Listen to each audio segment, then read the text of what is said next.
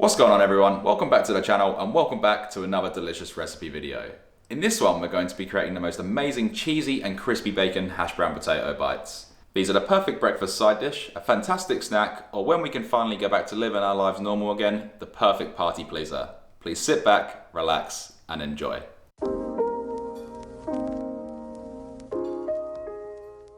Alright guys, let's start this off with 5 rashers of streaky bacon, to which we're going to stack together and slice into even sized strips. Once stripped, rotate the bacon and dice the strips into medium sized pieces. In doing this results in consistent sizing, which leads to accurate cooking. Place a large heavy base skillet onto your stovetop over a high heat, and once hot, pour in 1 tablespoon or 15 milliliters of olive oil. Add in the diced bacon and fry this off for 4 to 5 minutes, mixing it around frequently or until golden brown and slightly crisp. Also, you may need to break up any pieces that may be stuck together. Once we have some delicious crispy and golden brown bacon, we can then turn the skillet off the heat, remove it from the stovetop, and carefully tip the bacon and rendered fat onto some kitchen towel over a plate or bowl to drain. Now here is 1 kilo or 2.2 pounds of potatoes, and the potatoes that I'm using here are Red Rascal potatoes, which are an all-rounder variety that is both waxy and starchy. They're great for this recipe as they hold their shape and also fluff up whilst cooking, making them nice and crispy on the outside and nice and fluffy in the centre. Also make sure to check out the description below as I'll leave some important notes about the potatoes. What we then want to do is peel the potatoes with a peeler, which sounds obvious, but some people don't own one, or you can simply just use a knife. With the scraps, I'd usually say save it for a stock, but because of the high starch content in these, this will cloud and ruin a stock, so we can either save these for a soup or just throw them into a compost bin. The next step is to grate the potatoes on the larger side of your grater, but being careful of your fingers as we don't want cheese, bacon and finger skin hash browns. Once that's all done, we can gently pick up our chopping board, making sure not to make a huge mess, and add the grated potato to a sieve or colander with a bowl underneath to catch the potatoes' juices. Place the colander into your sink, then run the tap with cold water and give the potatoes a slight rinse for 20 seconds just to remove any excess starch. Doing this will help make them fluffy and also stop the potatoes from browning or oxidizing. Anyway, once that's done, give the colander a shake, then squeeze out as much of the excess water as possible, and we do want to try and remove as much water as possible because if there is too much water left in these, they will more than likely steam in the oven, not allowing for those crispy edges that our hearts desire.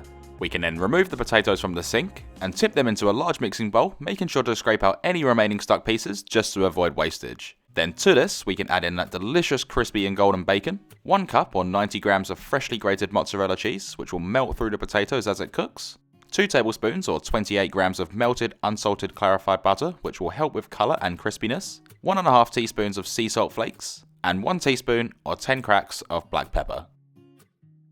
Using your hands, some tongs or a spoon, give this mixture a really good mix, making sure that all of the ingredients are well combined.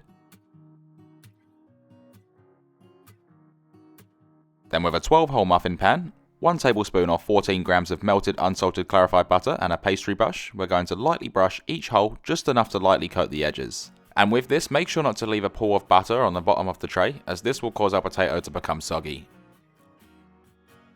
Once our tray is all buttered up, we can place in 1/3 of a cup of our potato mix into each mould.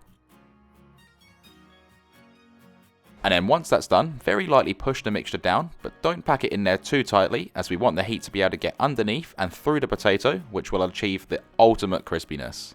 It's then a good idea to give the outside of the tray a wipe, making sure that there's no hanging pieces or mess on the tray which will burn and create unnecessary mess. And now, these are ready to be baked, to which we can place in our preheated oven set to 190 degrees Celsius or 375 degrees Fahrenheit and bake these for 30 to 35 minutes, rotating the tray halfway through. After 35 minutes, carefully open the oven, being careful of any escaping heat, and we can then remove these beautiful golden potatoes.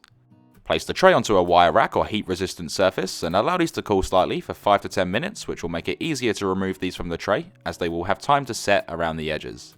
To remove the potatoes, gently run a knife around the edge of the potato, and if it has for some reason decided to stick, it will easily remove it to reveal those beautiful fluffy hash browns.